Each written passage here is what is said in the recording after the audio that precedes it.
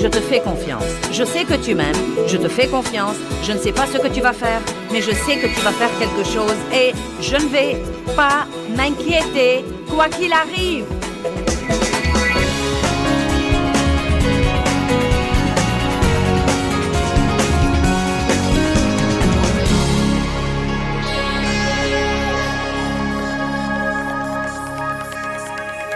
Père, nous te rendons grâce pour la parole aujourd'hui et je prie que les vies des gens changent. Je ne veux que personne vienne à cette conférence et qu'il ait l'impression d'avoir perdu son temps. Je veux que le message soit bien compris et qu'il porte du fruit qui dure longtemps. Merci Seigneur pour avoir aidé. Au nom de Jésus, Amen. Jésus a dit, venez à moi, vous tous qui êtes fatigués et chargés et accablés. Et ça s'applique à tout le monde dans notre société aujourd'hui. Et moi, je vous donnerai du repos. Or, le repos dont il parle n'est pas un repos du travail, mais c'est un repos intérieur. Un repos pour votre pensée, pour votre volonté et pour vos émotions pendant que vous faites tout ce que vous devez faire dans la vie. Puis il continue. Prenez mon joug sur vous et apprenez de moi. Et nous avons parlé de ça hier soir. Prendre le joug de Christ veut dire que, quelle que soit la chose que vous devez faire dans la vie, vous devez demander à Dieu de vous aider. Vous devez prier et demander sa force. Et à ce moment-là, vous et lui pouvez affronter toutes les éventualités. Sans lui, nous ne pouvons rien faire, mais avec lui, nous pouvons tout faire. Cela veut dire aussi que bien que des choses désagréables puissent survenir dans notre vie, des personnes désagréables, des défis, des choses que nous aurions certainement voulu ne pas avoir à affronter, nous croyons que Dieu ne nous tente pas par le mal ou par des choses mauvaises, mais qu'il utilise ces choses pour notre maturité spirituelle. Nous avons dit que Dieu mettra parfois dans une relation, disons dans un mariage, il mettra une personne ordonnée avec une personne désordonnée. Il mettra une personne très rapide avec une personne lente. Il mettra une personne qui parle beaucoup avec une personne qui parle peu et qui aurait voulu que l'autre ne parle pas beaucoup non plus. Et vous savez, Dieu ne nous fait pas de mauvaises farces quand il nous met avec ces personnes qui nous exaspèrent et nous mettent en colère. Il nous donne plutôt une occasion d'acquérir la nature de Christ. Vous ne pouvez rien acquérir sans avoir quelque chose qui vous pousse à l'exercer. Je pouvais développer mes muscles, mais je ne les ai pas développés avant de commencer à m'exercer. Nous avons la capacité de marcher dans le fruit de l'esprit. Quand vous recevez le Christ, une graine de tout ce dont vous avez besoin pour être à l'image de Christ est plantée en vous. Vous avez ce dont vous avez besoin pour être une personne pieuse. Mais ces choses ne se développeront jamais en vous si vous n'avez pas une raison qui vous pousse à les exercer et les exercer et les exercer et les exercer. J'ai une graine de patience en moi. Mais bien que je fusse régénérée, il y a très longtemps, j'étais extrêmement impatiente. Cela a probablement été un des plus grands défis dans ma vie. Mais avec les années, j'ai dû faire face à des choses où je n'y pouvais rien.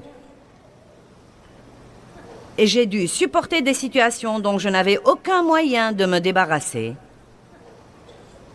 Et la patience s'est en fait de plus en plus développée en moi. Et la chose intéressante, c'est que plus je patientais, plus je me reposais. Plus nous arrêtons de stresser à cause des choses, plus nous avons du repos à l'intérieur de nous. Donc, il dit, prenez mon joug sur vous et apprenez de moi, car je suis doux, modeste et humble. Et une personne humble ne résiste pas à tout ce qui arrive dans sa vie. Résister à Dieu est la chose la plus inutile que nous puissions faire. Mais vous savez, une personne humble s'humilie sous la main puissante de Dieu, qui, quand le temps sera venu, pourrait vous exalter et vous élever. Une personne humble ne perd pas son temps à essayer de se délivrer. Elle sait que Dieu seul peut la délivrer. Une personne humble ne perd pas son temps à essayer de faire ce que Dieu seul peut faire. Et si vous prenez mon joug sur vous, dit-il, vous trouverez le repos, le soulagement, l'apaisement, le réconfort et la détente. À mon avis, c'est ça les vacances. Le repos, le soulagement, l'apaisement, le réconfort et la détente. Non pas pour votre corps physique, mais pour votre âme. Le point essentiel, c'est que nous pouvons faire tout ce que nous devons faire. Et pourtant, au-dedans de nous, dans notre pensée, notre volonté, dans nos émotions, dans nos âmes, nous pouvons littéralement être en vacances tout le temps. Nous pouvons faire semblant d'être à la plage, sous le soleil chaud. Nous nous amusons, nous nous éventons, nous sirotons un jus de coco ou vous savez, n'importe quoi d'autre. Et waouh, vous savez, si la brise fraîchit, nous avons une petite couverture là. Nous pouvons nous couvrir, donc je peux gérer ce ministère en vacances. Vous pouvez élever vos enfants en vacances. Vous pouvez gérer vos affaires en vacances. Vous pouvez vivre dans le monde aujourd'hui et survivre et avoir la paix et la joie pendant que votre âme est en vacances. Amen. Cela ne veut pas dire ne rien faire du tout. Cela veut dire en fait que vous pouvez faire davantage.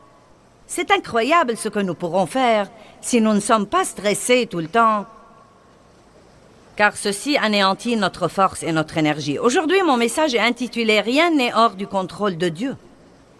Mais je veux en réalité vous enseigner un petit mot de la Bible de 4 lettres que l'on trouve un peu partout dans la Bible. En fait, ce mot se répète 5675 fois suivant la traduction que vous utilisez. Et ce mot est un peu partout dans la Bible et il change complètement le contexte des versets. Et pourtant, je me risque à dire que la plupart d'entre nous n'y prêtent guère attention. Et ce petit mot dont nous allons parler aujourd'hui est « tout ». Maintenant, que veut dire tout? Eh bien, tout veut dire tout.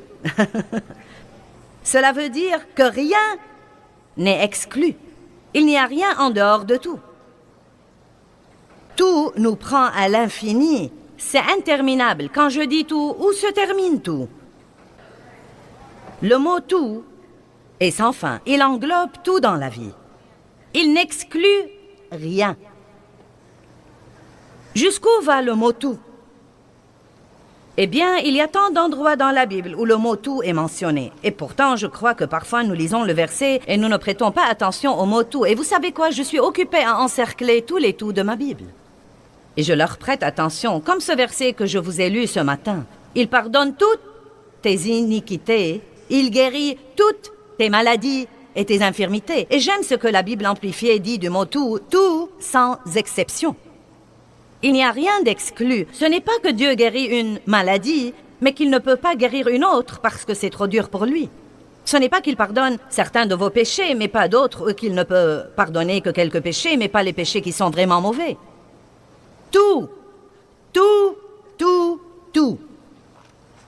Jésus est le Seigneur de tout. Il est notre Dieu tout-puissant, notre Sauveur à la grâce suffisante. Toutes les bénédictions viennent de lui. Il est tout ce dont nous avons besoin. J'espère que vous ne lasserez pas de m'entendre répéter le mot « tout » aujourd'hui, car vous l'entendrez, je ne sais pas, peut-être 1000 fois dans la prochaine heure. Vous savez, nous disons fréquemment ces choses. Jésus est le Seigneur de tous.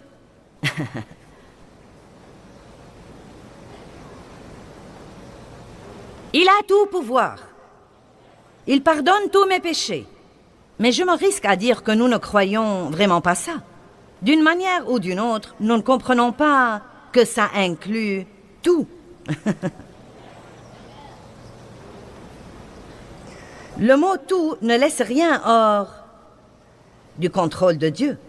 Par exemple, Jean 21, 17 dit « Seigneur, tu sais toutes choses. » Oh. Cela veut dire qu'il sait la mauvaise attitude que vous avez adoptée ce matin avant de venir ici. Cela veut dire qu'il sait comment vous avez agi hier soir en essayant de sortir du parking.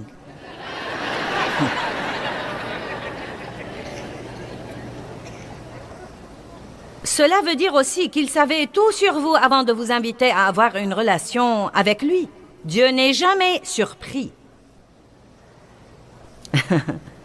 Il ne dit jamais « Ah, je ne m'attendais pas à ça ». Vous savez, quand nous avons des problèmes, nous nous disons « Oh mince alors, je ne m'attendais pas à ça ».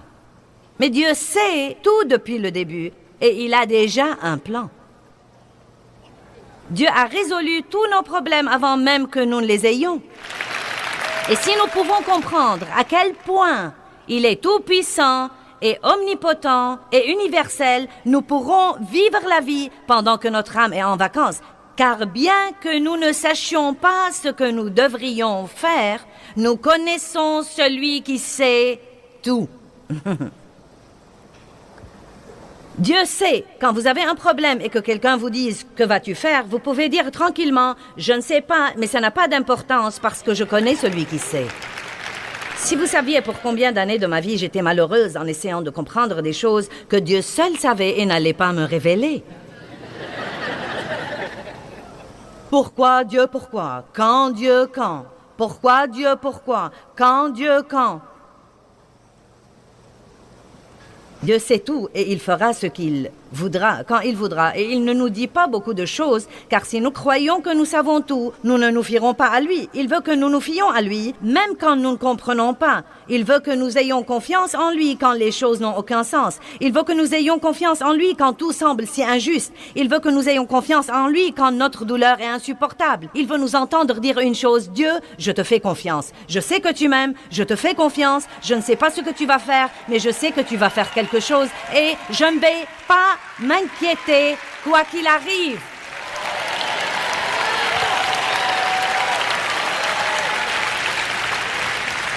Je crois que je m'exposerai au soleil aujourd'hui et je parle ici du Fils de Dieu.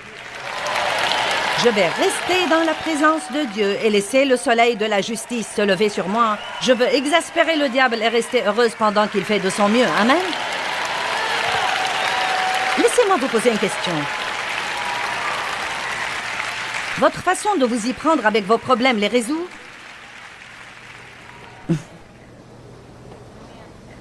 La moitié du temps, nous pensons et nous raisonnons, puis nous pensons que nous avons compris quelque chose pour découvrir par après que nous ne savons rien de rien.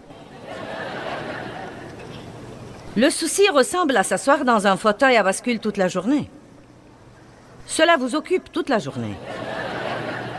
Oh Dieu, que puis-je faire? Je ne sais que faire, Dieu. Que veux-tu que je fasse? Oh Dieu, que veux-tu que je fasse? Et ce qu'il y a, c'est qu'en fin de compte, vous restez sur place. Vous vous êtes occupé, mais vous n'avez pas progressé. La seule chose qui pourrait nous empêcher de nous inquiéter, c'est de nous inquiéter assez longtemps jusqu'à ce que nous ayons finalement la révélation. Ça ne sert à rien. Quand j'enseigne les gens, je n'aime pas dire « ne faites pas ceci et cela ». J'aime essayer de vous enseigner comment. Vous savez, un moyen dont vous pouvez appliquer ces messages. J'ai pensé à cette histoire de s'inquiéter et Dieu, que puis-je dire aux gens pour qu'ils ne s'inquiètent plus? Et je crois que la plupart du temps, vous devez vous inquiéter assez longtemps jusqu'à ce que vous en ayez assez et que vous vous rendiez finalement compte, ça ne s'avance en rien ni avance les autres et je ne vais plus le faire. Sinon, vous continuerez à écouter des messages qui disent « ne vous inquiétez pas » jusqu'à ce que vous vous rendiez compte que ça ne sert à rien de s'inquiéter. Allons à Matthieu 28, 18. Je vais essayer de vous parler de ce que je considère être les tout les plus importants de la Bible. Et celui-ci se rapporte à la puissance de Dieu et à la puissance qui est à notre disposition comme croyants en Jésus-Christ. C'est vraiment étonnant ce que le diable veut que nous ayons une mentalité de faiblesse. Je ne peux pas faire ça, je ne peux pas le faire. C'est trop pour moi. Oh non, je ne suis pas prêt pour ça. Oh, je ne peux pas le faire. Oh non, je ne sais pas comment faire ça. Mais nous sommes équipés de la même puissance qui a ressuscité le Christ d'entre les morts. Le saviez-vous? Allez, je ne veux pas être sermonneuse aujourd'hui. Je veux que vous me compreniez. Nous sommes équipés. Vous avez... Non pas, peut-être que vous pourriez avoir, vous l'aurez peut-être un jour si vous faites un effort, mais si vous avez sincèrement reçu Jésus-Christ comme votre sauveur, si vous croyez vraiment qu'il vit en vous, la puissance qui a ressuscité le Christ d'entre les morts se trouve aussi en vous.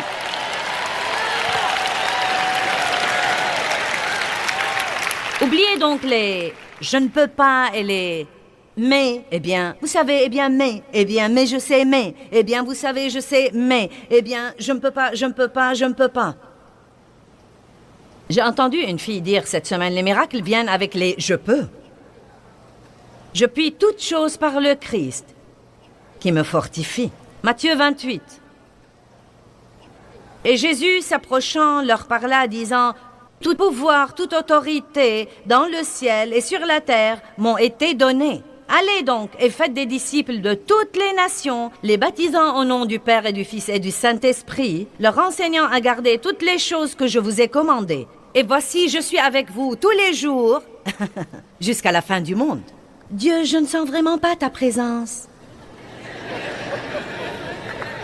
J'ai prié ce matin et je n'ai pas senti que Dieu était quelque part, même pas dans le quartier. Eh bien, ne vous inquiétez pas de ce que vous ressentez. Arrêtez de laisser vos sentiments voter.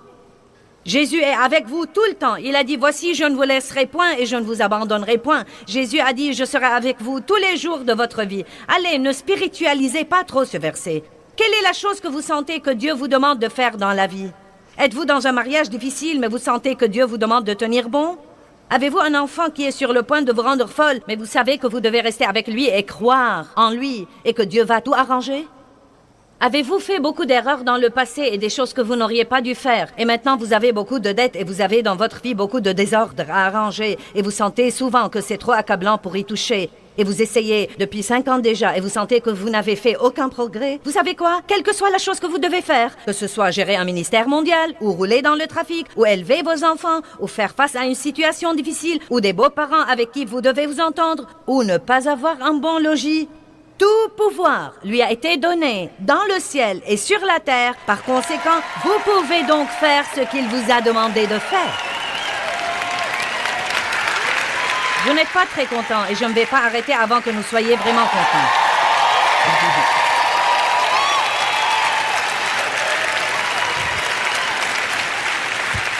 Les gens me demandent tout le temps, qu'est-ce que ça te fait d'avoir à faire tous ces voyages et à t'éloigner tout ce temps de la maison? Je ne me pose jamais la question. Arrêtez de vous demander ce que vous ressentez, car sinon vous aurez toujours de mauvaises réponses. Ne vous demandez pas ce que vous pensez. Faites simplement ce que vous savez dans votre esprit que Dieu veut que vous fassiez. Si Dieu vous a dit de rester dans une situation difficile et ne pas abandonner parce qu'il veut vous utiliser, ne restez pas là à ne rien faire et à vous demander ce que vous ressentez et à parler à tout le monde de ce que vous ressentez et à parler à tout le monde de ce que vous ressentez et à parler à tout le monde de ce que vous ressentez et à parler à tout le monde de ce que vous ressentez et à parler à tout le monde de ce que vous ressentez.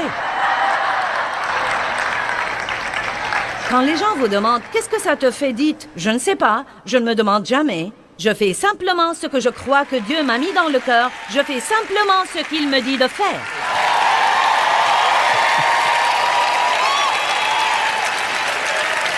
Si votre âme est en vacances, elle n'a pas le droit de ressentir quoi que ce soit. Elle est trop exposée au soleil pour ressentir quoi que ce soit. Elle dit « Ne me dérangez pas, je suis en vacances. » Je ne sais pas ce que je ressens, mes sentiments sont en vacances. Ma pensée est au repos. Je ne résiste plus à Dieu, je ne me dispute plus avec lui. C'est le joug que je dois prendre. Tout pouvoir lui a été donné et il est en moi. Et je peux faire tout ce que je dois faire par Christ qui me fortifie. Que tout le monde dise tout. Bien, allez à Éphésiens 1, 19.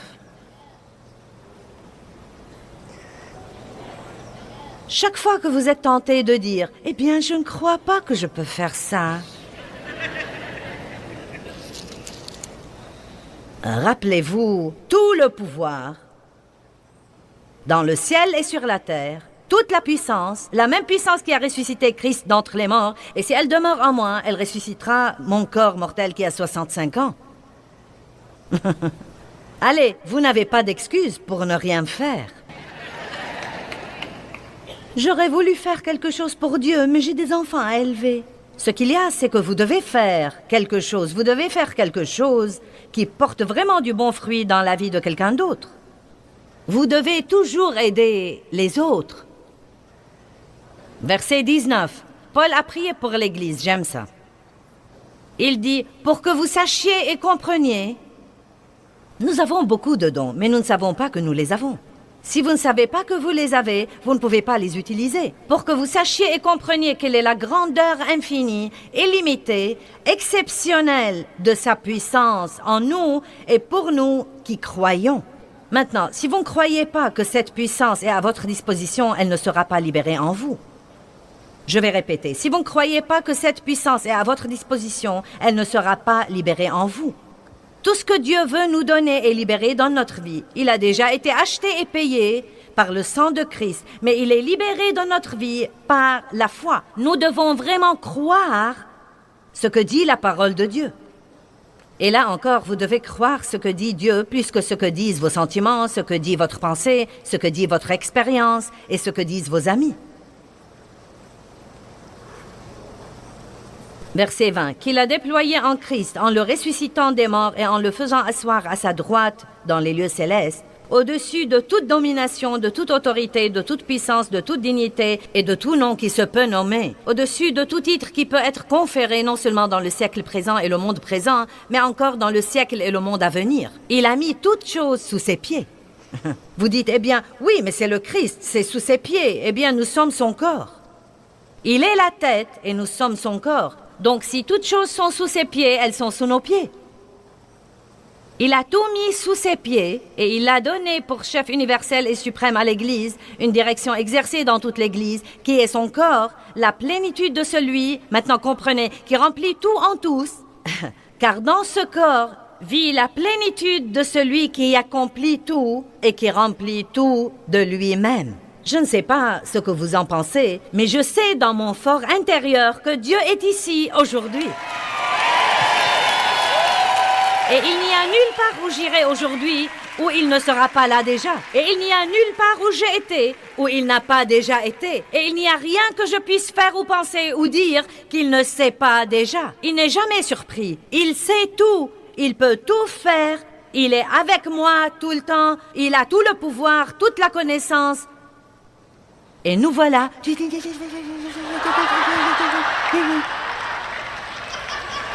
Allez, débarrassez-vous des foutaises. Il est temps d'adopter une nouvelle attitude et de savoir qui nous sommes en Christ. Il sait toutes choses, il voit toutes choses, il entend toutes choses. Il a tout le pouvoir. Bon, c'est le premier tout dont nous voulons parler. Il a tout le pouvoir et il vit en moi, donc je peux faire tout ce que je dois faire. Dites, je peux faire tout ce que je dois faire. Donc, je ne veux pas que vous vous réveilliez le matin et que vous restiez 30 minutes au lit avant de vous lever en pensant « Oh, j'ai peur de me lever. Je ne sais vraiment pas si je peux faire face à un autre jour. Mon Dieu, je ne peux plus supporter. Si tu ne fais pas quelque chose aujourd'hui, je crois que je vais... Oh mon Dieu, j'en ai vraiment assez. » Allez, je sais ce que vous dites. En fait, je dis les mêmes choses parfois. Je les disais pendant des années et des années et des années et des années, jusqu'à ce que j'ai appris le truc que j'essaye de vous prêcher aujourd'hui. Peut-être que j'ai l'air d'une majorette pour le Saint-Esprit aujourd'hui, mais ça va si je peux bien faire marcher l'équipe.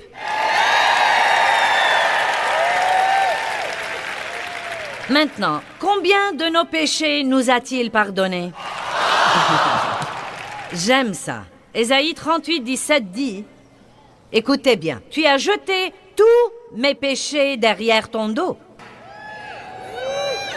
Maintenant, j'aime ça parce qu'il ne dit pas qu'il les a mis de côté au cas où il aimerait les vérifier. Il n'a pas pris mes péchés pour les mettre dans cette boîte au cas où il aurait besoin de quelque chose pour me donner un coup sur la tête plus tard. Pourquoi est-ce que la Bible dit qu'il les a jetés? Il les a jetés. Il les a jetés derrière son dos. Parce que Dieu ne s'arrête jamais et ne revient pas en arrière pour regarder quelque chose du passé, oubliant ce qui est en arrière et se portant vers ce qui est en avant.